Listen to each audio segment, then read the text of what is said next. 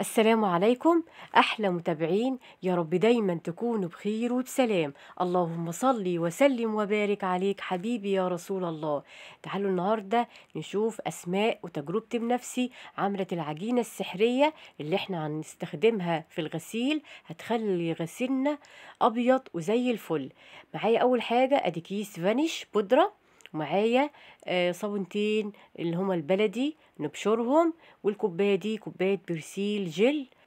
وخلي بالكم اي اناء احنا نحط فيه صابون يكون بعيد تماما عن الالمونيا، اي نوع بس ما يكونش الومنيا. خلاص احنا كده بشرنا الصابونتين، وهنحط عليهم كوبايتين ميه بتغلي علشان يكون الصابون معايا سريع كده وبسرعه يدوب معايا في الميه. وبعد كده نرفعه على النار مع التقليب، ونهدي النار. وكده كده الصابون ما شاء الله هيكون جاهز للاستخدام زي ما احنا شايفين كده، على طول عامل زي الكريمة. كده الصابون بقى جاهز معايا. نطفي النار ونحط بقية المكونات. معايا اول مكون هحطه على الصابون اللي هو برسيل الجل. طب انا لو عندي غسالة اوتوماتيك احط برسيل الجل الاوتوماتيك علشان نحافظ على الغسالة بتاعتنا. دي اول كوباية، ومعايا الكوباية التانية تقريبا هحط كده نص كوباية، يبقى كده كوباية ونص. ولو وصلتوا لحد هنا ما تنسوش تصلوا على النبي وتشتركوا في القناة. يا رب اللي يشترك في القناة ربنا يرزقه بحج بيت الله الحرام. اللهم امين اللهم امين اللهم امين. ونقلب كل بقى المكونات الحلوة دي مع بعضيها كده. مسحوق جميل جدا، يا رب تستخدموه ويعجبكم، والتجربة خير دليل. وتعالوا نشوف المكون التاني اللي احنا هنضيفه على الصابون.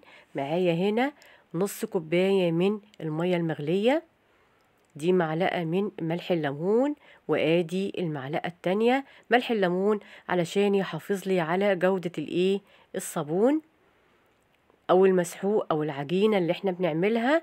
ودي معلقة من الكربوناتو، وكمان الكربوناتو ده بيحافظ لي على العجينة اللي انا عاملاها تفضل معايا مرنة، اخد منها في اي وقت، ما تكونش معايا مكتلة ولا حتى مجلدة.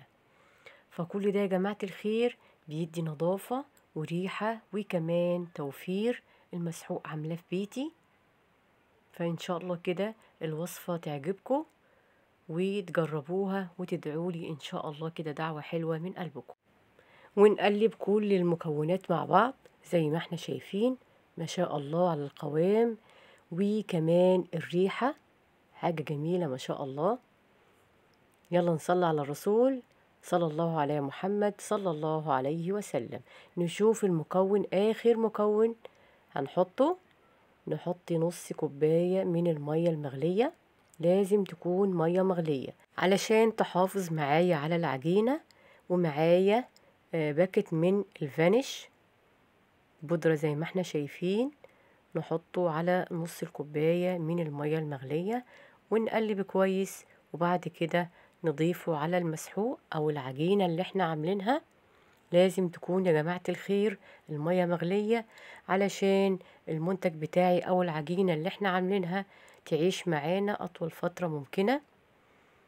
ولو احنا عايزين العجينة اللي احنا عاملينها تكون متماسكة اكتر من كده، فاحنا نقلل شوية من السوائل اللي احنا حطيناها، ونجيب عندنا اي علبة زي كده مثلا ونحط فيها العجينة اللي احنا عملناها. المهم يكون في اي اناء بعيد عن الالمونيا. واقول لكم تاني لو عايزين العجينة تكون متماسكة اكتر من كده فاحنا نقلل من السوائل. يا رب الوصفة تعجبكم ونسيبكم على خير وبخير. نستودعكم الله الذي لا تضيع ودائعه. مع السلامة.